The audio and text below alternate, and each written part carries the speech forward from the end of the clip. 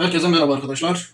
Bugün Kaptan Eko'nun savunmalarını inceleyeceğiz arkadaşlar. Birlikte bakıp değerlendirelim. Şimdi bildiğiniz gibi Kaos Arenası'nda Eko ve arkadaşları e, etkinlik loncalarında bu işi en iyi şekilde götürüyorlar. Orada Eko çoğunlukla üstte savaşıyor. Şimdi arkadaşlar orada 3 kez peş peşe savunma yaptı. Onun birlikte detaylarına bakalım. Birlikte inceleyelim. Siz de görün arkadaşlar nasıl savaşmış. Karşıdaki kaptanları birlikte süzelim. Güç dengelerine bu şekilde bakalım. Şimdi arkadaşlar ben bu durumu aslında ikiye ayırmak istiyorum.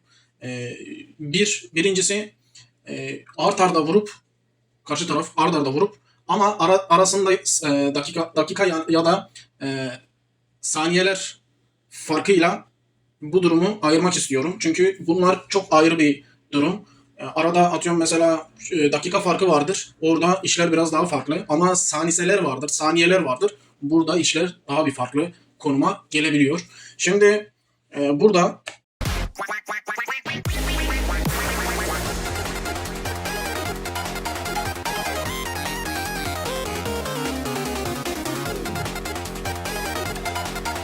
arkadaşlar şöyle geldiğimiz zaman Kufvav diye kaptan bayağı bir orada savaştık bu adamla. Aslında güzel kaptan. Şimdi şöyle ilk önce Kaptan Eko'ya bakalım. Ekipmanları tabii full arkadaşlar. Şu an üstünde görünmüyor. E, Eseri neredeyse full. Şöyle eksiği yok gibi arkadaşlar. O şekilde söyleyebilirim. Bayağı durumu iyi durumda gidiyor. Şimdi bu FO'a bakalım. Bakın arkadaşlar. Şu an üzerinde gördüğüm kadarıyla tamam. İmparator ekipmanı yok. Kaptan Eko'da İmparator ekipmanı var ama bunlar da 15. Seviye arkadaşlar. Bunu da unutmayın. Şöyle baktığımızda biraz Eko'dan tabii şey olarak toplam seviye kutsal olarak az az bir fark var. Ama kalkıp da sonuçta içeride asker azalıyor. İşte içeride birbirlerinin taktiklerini sürekli öğreniyorlar. E, Yine de yani kafa tutacak bir şekilde Paladin'i de zaten almış. Bu ekipmanla Kaos Arena'da üst savaşı yapıyordu arkadaşlar. Şimdi şöyle içerinin durumu 4M 110K gibi işte bu da neredeyse aynı 140K 4M 140K arkadaşlar. Bakın piyade kareye süvari kare olarak girmişler. Burada Kaptan Eko zaten tutmuş ki farklı tutmuş. Çünkü bu 970K arkadaşlar hiçbir şey. Burada şu 970K normalde burada hiçbir şey. Biraz daha normalde düşmesi lazımdı. Güzel düşmüş. Şunun kudrete bakın. 103M kudret düşmüş. Neredeyse yarı yarıya daha iyi vurmuş. Savunmuş Kaptan Eko. Şimdi arkadaşlar şöyle bir bakalım ne vurmuş. Arkadaşlar karşı taraf büyük çoğunluğu piyade olarak gitmiş. Büyük çoğunluğu piyade gitmiş. Ama Kaptan Eko'nunki biraz daha tabii daha derli toplu. Normal bir versiyonda. Şöyle baktığın zaman evet, neredeyse mixlemiş. Okçusu biraz ötekilerden daha az. Bir süvarisi fazla. Piyadesi ona nazaran daha az. Ama karşı tarafın piyadesi fazlaymış. Süvariye denk gelmiş. Sanırım Kaptan Eko orada görmüş. Tek tip geliyor gibi çoğunluk piyade olunca süvari kareye almış. O şekilde güzelce patlatmış. Bu karşıdakinin biraz bence bilinçsiz olmasından kaynaklanıyor. Ha bu şekilde vurabilir ama bu şekilde ikinci olarak vurabilir bence. Ya da çok hızlı halıyla girebilmesi lazım. Büyük ihtimal Eko görmüş olması lazım bu durumu. Bana sorarsanız bu şekilde. Çünkü çok fazla piyadesi var. Neredeyse 3M piyadesi var arkadaşlar. Bu burada çok. Tam olarak düzgün mixleyememiş ya da azaltamamış. Çok fazla dediğim gibi piyade almış. O da piyade kareye gidince süvari kareyle rahat bir şekilde tutmuş. Ya bildiğiniz şey gibi olmuş arkadaşlar. Hani piyade ile süvariye girmiş gibi olmuş. O yüzden bu şekilde patlamış. Ama diğer forumlarda göreceksiniz. Diğer savaşlarda göreceksiniz arkadaşlar.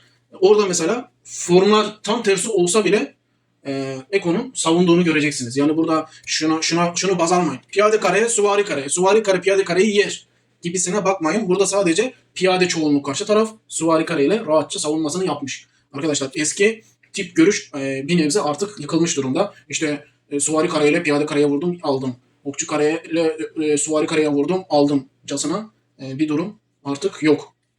Burada dediğim gibi piyadesi fazla. Şimdi arkadaşlar tamam piyadesi falan fazla. Bak Burada da Gufav şu taktiği uygulamış. Bakın şunlar şöyle hepsi piyade. Şurada 4 tanesi piyade. Şu da süvari arkadaşlar. Genel anlamda zaten piyade olarak daha sağlam vurmaya çalışmış. O da tabi vuramamış. Askeri, yoldaşları, kahramanları hepsi neredeyse birebir piyade olarak gitmiş. Yani bir nebze patlaması da doğal gibi bir şey olmuş. Şimdi arkadaşlar burada ne yaptık? 2 tane zaten şey var. Kaptan Eko'nun da arkadaşlar burada 3 tane 11K'sı hazır. Çünkü mix. Diğeri de aynı şekil yapsaydı mix olarak belki onun da büyük ihtimalle 3 tane 11K'sı olabilirdi. Şimdi burada ikinci olarak Lo'ye vurmuş arkadaşlar. Kaptan Eko'ya. Aradan 5 dakika geçmiş.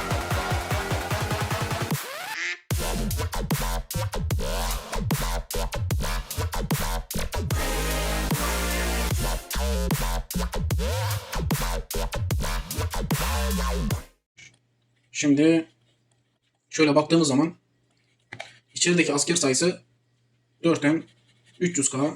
Karşı tarafta hemen hemen aynı arkadaşlar. Fazla bir fark yok.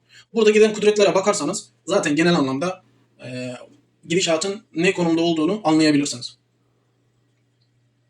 Bu mesela başa baş bir vuruş olmuş burada. Loye'nin ekipmanı mesela Kaptan Eko'ya göre şöyle baktığınız zaman diğerlerine göre daha iyi bir kaptan. Tam Kaptan Eko ile savaşacak tarzda.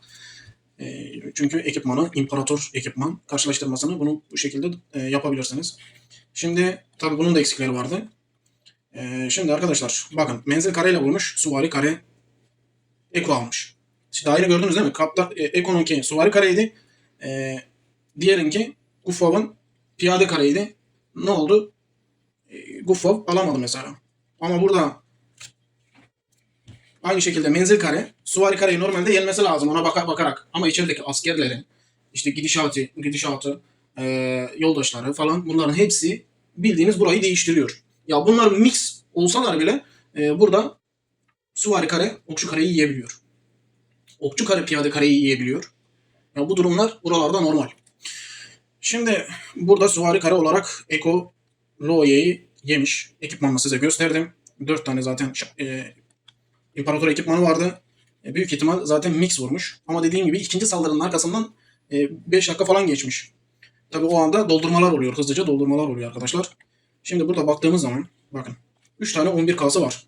Burada tamam. Şurada okçuyu kullanmış. Pardon. Şöyle piyadeyi koymuş. Evet. Okçu ve piyade yoldaşlar. Şunlar da zaten ordu için bu şekilde şurada piyade koymuş. Kaptan Eko da bu süvari.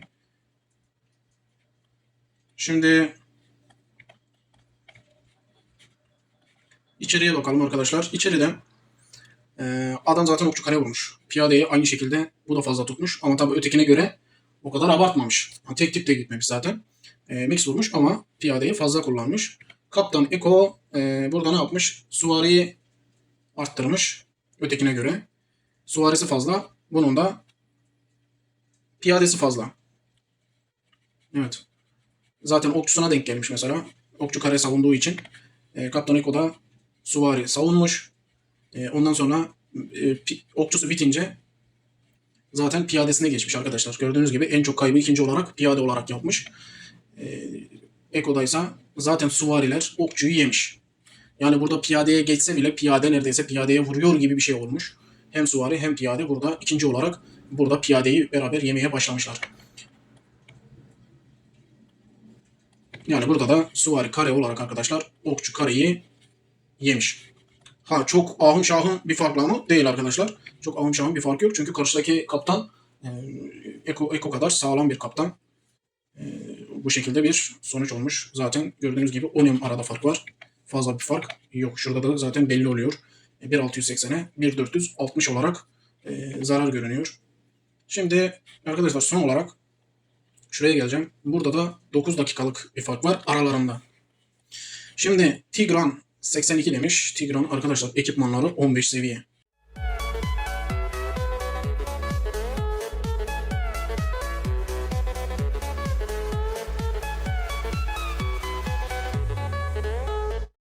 180 kutsal, 1746. Evet, buralarda e, biraz şey var. Aralarında biraz hafiften fark var. Eksikleri var çünkü. Ama ekipmanı full.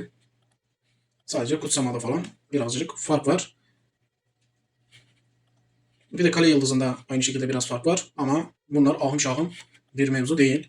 Şimdi bu ne vurmuş? Mesela menzil kare vurmuş. Piyade kare ile aynı şekilde Kaptan Eko tutmuş arkadaşlar. Daha yeni şurada gördünüz değil mi? Süvari kare menzil kareyi tuttu. Bakın burada da menzil kare vuruyor. Piyade kare olarak tutuyor arkadaşlar. Bunun içeriğini iyi bakmak lazım yine. Şurada iki tane zaten menzil görüyorum. Evet. Menzil. Şöyle bir bakalım. Şimdi arkadaşlar bu adam menzilliği fazla tutmuş. Kaptan Eko içeriği fazla bir değiştirmemiş. Aynı şekilde tutar gibi olmuş ama bu sefer piyade kare olarak savunmuş. Şimdi burada piyade kareyi niye savunmuştur? Eğer bu adamın gelen askerini görmüşse şu iki tarafını şöyle çizebilsem alacağım. Şurayı görmüşse arkadaşlar. Çünkü süvarisi burada az. Örnek veriyorum. Süvarisi burada az. Piyade ile okçu ağırlıklı gelmiş. Zaten okçusu bayağı fazla. Neredeyse 2M okçusu var burada.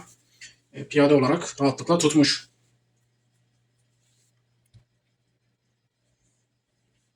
Evet. Bir de bu mancınık kullanmış arkadaşlar. Burada mancına zaten gerek yok. 10 kalsana boşuna kullanmış. Şimdi şöyle bakıyorum. Evet. Zaten birinci sıradaki askerlerin gidip de ikinci sıradakilere gelme mevzusu biraz çok geri planda kalmış. Neredeyse devreye bile girmemişler. 3K'ya, 2K. Bu da 96K'ya girmiş mesela. Fazla bir şey yapmamış. Sadece ilk en öndekiler çarpışmış. Şurada dediğim gibi piyade burada okçuyu yemiş arkadaşlar. Okçunun arkasından mesela süvari gitmiş olsaydı, bariz olarak vurmuş olsaydı daha fazla yiyebilirdi. Hiç olmazsa şunu bitirirdi arkadaşlar. Demek ki tam olarak vurmamış. Bunun zaten okçusunun arkasında devam etseydi daha fazla vuracaktı. Piyadesi daha çok vuracakmış arkadaşlar. Ama piyade karenin arkasından da Eko'nun ikinci olarak zaten süvarisi vuracakmış. Burada rapordan bariz belli. Şimdi arkadaşlar şöyle bu üç savunma dediğim gibi şartlar değişebiliyor böyle durumlarda. Birincisi bir peş peşe dediğim gibi saniyelerle vuruşlar var. Peş peşe girme. Bir de arada fark olarak girme diye bir mevzu var. Burada biz neyi inceledik? Aradaki farkların olduğu durumu inceledik. Burada da sürekli şey oluyor arkadaşlar. Adam vurdu. Hemen diğer arkadaşlar içeriği dolduruyorlar. Zaman var çünkü. Bir sonraki içtimaya zaman var. İçeriği düzgün bir şekilde ayarlayıp tekrar savunma yapabiliyor. Bu aslında tamam bu zor. Ama diğer duruma göre daha kolay. Daha basit bir durum. Diğer duruma göre. Şimdi burada bir de şunu baz alalım. Bakın mesela şunu göstereceğim. Kaptan Eko'nun askerine bakın. İçeriği ne tutuyor? Bakın 543K piyade tutuyor. Tek piyade atmış. Bak burada süvari kare savunmuş. Burada piyadesine hiçbir şey olmamış. İlk raporunda. Şurada ikinci raporuna bakalım. Bakın ikinci raporunda az bir şey dokunmuş. 34K yaralı var çünkü. Burada biraz piyadesine dokunmuş. O da niye? Bak. Piyadesine dokunmuş. Çünkü süvariden sonra piyadeye geçmeye başlamış. Çünkü süvari karenin arkasında piyade gelmiş arkadaşlar. O şekilde bir azalma olmuş. Şimdi şurada mesela 30K bir eksik. Evet. Mesela burada. Gördüğünüz gibi burada hemen bir eksik olarak savaşa girmeye devam etmiş. Şimdi şu var. Diyelim ki e, bu burada 73K mesela hayatta kalmış. Bunun şimdi askerini baz aldığımız zaman ne geliyor? Bakın. 4'ten 278K asker kapasitesi var değil mi? Şimdi burada Eko bir daha savunma yaptığı zaman bu 435K artı orada 34K daha vardı. Ne yapar? 470K askeri kafadan çıkarıyorsunuz. 73K askerle kalıyor arkadaşlar. Yani şuradan 430K'yı falan çıkarın arkadaşlar.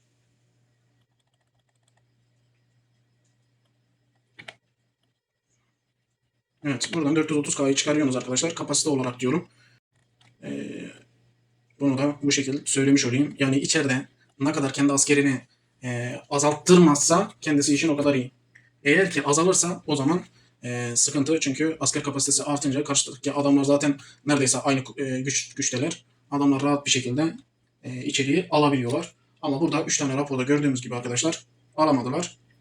Bu şekilde bir üçlü savunma yaptı. Ama dediğim gibi bir sonrakinde mesela peş peşe direkt vurdukları saniseyle yapılan savunmaları göstereceğim. Arkadaşlar bugünlük bu kadar. Kendinize iyi bakın. Sağlıcakla kalın. Görüşmek üzere.